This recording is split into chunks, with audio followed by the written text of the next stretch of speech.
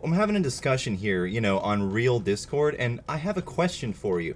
I mean, it's time that we start asking these questions, and you can get mad all you want, but I'm not talking to you. I'm talking to the people that actually care about knowing or not if they've been fucked, if they've been lied to, or if they've been tricked, deceived.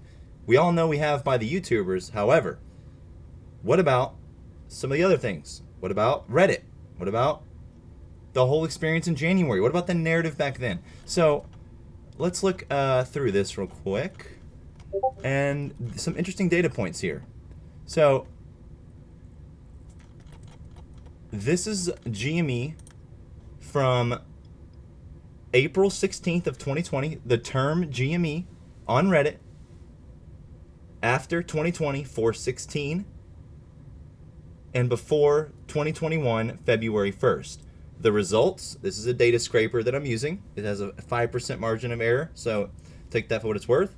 But before February 1st, 2021, but after 2020-4/16, so between those two ranges of dates, you had 146,916 posts with the term GME in it.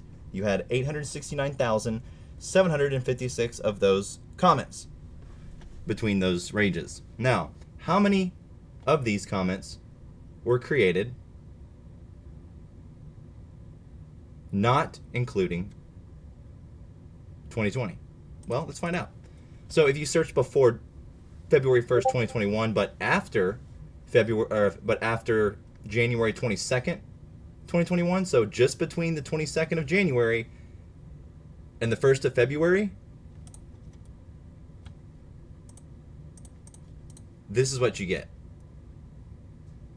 So then you just do some simple math, and yeah, basically 75%, 80% of those comments and posts came just in that last week of January. So again, retail is not a factor here. We never have been. Also, if you go and you look at the top Reddit post of all time, Times Square right now, please explain this to me. And this is, again, another legitimate question. Times Square, remember this? GME go burr? Remember this shit? Well, if you look at the poster's history, right? And sorry about the Discord. It is very active. I'm going to turn that off so you don't have to listen to that anymore. But anyways, remember this? Everyone was jacked about it. It's the biggest post of all time. It's basically a great marketing tool for Reddit. So what do you notice about this guy? If you go through his post history, nothing about GameStop in here whatsoever. Nothing. You can go look at this yourself. Very easy to do. The only thing he ever references about GameStop is his own billboard post. Nothing else about GameStop is in here. So I'm just saying, these are the questions that no one else is going to ask you, because they will lose subscribers and they will lose their revenue, because all they care about is maintaining their channels and growing their channels so they can better their own lives. They don't care about you. They don't care about the truth. All they care about is keeping this music going. Just like the hedge funds, they're no different. And sure, you can call me a salesman all you want, but the fact is I'm not a salesman. I'm a researcher, and I have researched a lot more than the other people have. And the proof is in the pudding. I have it all documented. I have a spreadsheet with every document that I've read this year. I've read all this stuff. I've looked at it, so you can keep using the only thing I hear is I'm a salesman, but that's not even correct. I'm not a salesman. The salesmen are the ones you're buying all the snake oil from. So how ironic is that? The salesman is the one trying to save you from getting sold. How ironic. Now, if we go back here, and I've linked my OneDrive. It's public.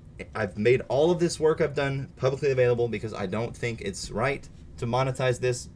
And that's why on YouTube I keep time to a minimum, because obviously what little revenue I get from YouTube, it makes this enormous amount of time that I've spent a little bit more worthwhile.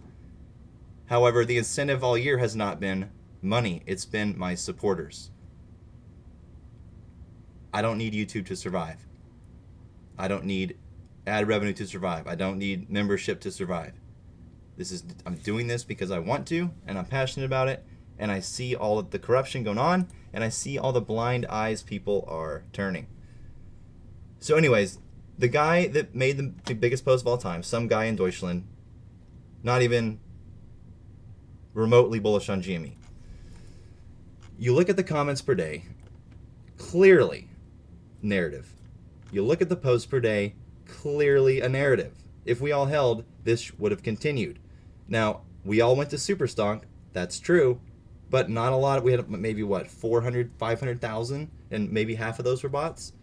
So you got to start thinking, you got to start asking questions and realize while GameStop may be, and I firmly believe is, and I've no problem waiting as long as it takes, I don't think it's going to happen this year. I could be wrong, but it doesn't matter to me, because the one thing that I took away from this whole PSYOP narrative is buy and hold, and that's the only thing that I can't find any sort of narrative spin on. There's no, like, it's not even in here. All of these surveillance top keywords they used to track all of you on Twitter and Reddit and everything else, there's no buy and hold in here. So that's the one thing I've taken away from it. That's what I'm going to keep doing. Ryan Cohen is the only person I trust in this movement, because this isn't a movement. This is the stock market, and this is an investment. And if you like your investment, why should you be worried? Why should you need hype to make it through the day? That's all I'm trying to say.